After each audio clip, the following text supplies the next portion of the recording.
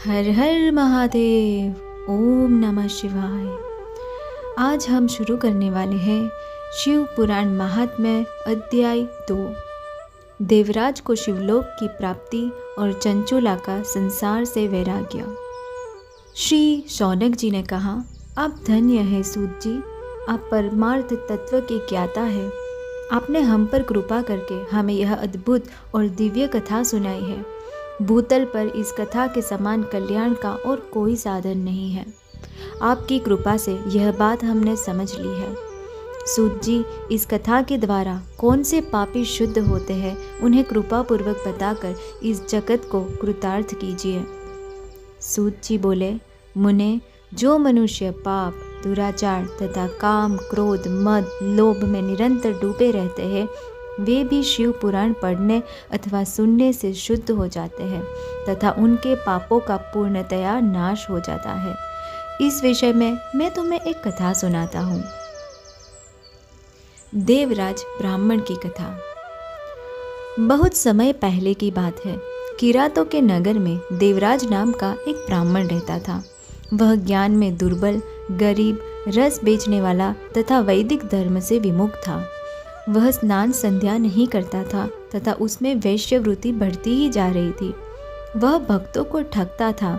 उसने अनेक मनुष्य को मारकर उन सब का धन हड़प लिया था। उस पापी ने थोड़ा सा भी धन धर्म के काम में नहीं लगाया था। वह वेश्यागामी था तथा आचार भ्रष्ट था। एक दिन वह घूमता हुआ देवयोग से प्रतिष्ठानपुर जोशी प्रयाग जा पहुंचा। वहां उसने एक शिवालय देखा जहां बहुत से साधु महात्मा एकत्र हुए थे। देवराज वहीं ठहर गया।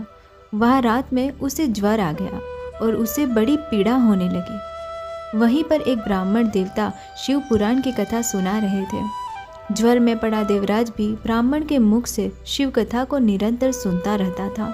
एक मास बाद देवराज ज्वर से पीड़ित अवस्था में चल बसा।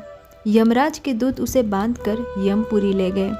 तभी वहां शिवलोक से भगवान शिव के पार्षद गण आ गए। वे कर्पूर के समान उज्ज्वल थे। उनके हाथ में त्रिशूल, संपूर्ण शरीर पर भस्म और गले में रुद्राक्ष की माला उनके शरीर की शोभा बढ़ा रही थी।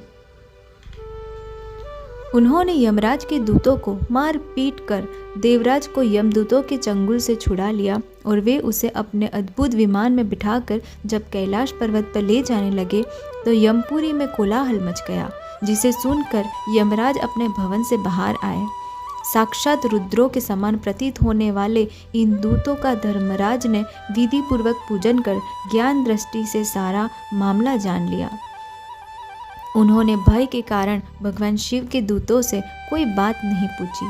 तत्पश्चात शिव दूत देवराज को लेकर कैलाश चले गए और वहां पहुंचकर उन्होंने ब्राह्मण को करुणावतार भगवान शिव के हाथों में सौंप दिया।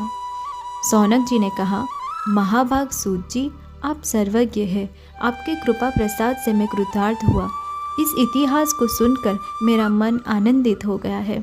अतः भगवान शिव में प्रेम बढ़ाने वाली दूसरी कथा भी कहिए। शिव पुराण का अगला अध्याय सुनने के लिए डिस्क्रिप्शन में दी गई लिंक पर क्लिक कीजिए या फिर नेक्स्ट वीडियो पर क्लिक कीजिए। संपूर्ण शिव पुराण सुनने के लिए जुड़े रहिए हमारे साथ हमारी चैनल शिवगन पर। धन्यवाद।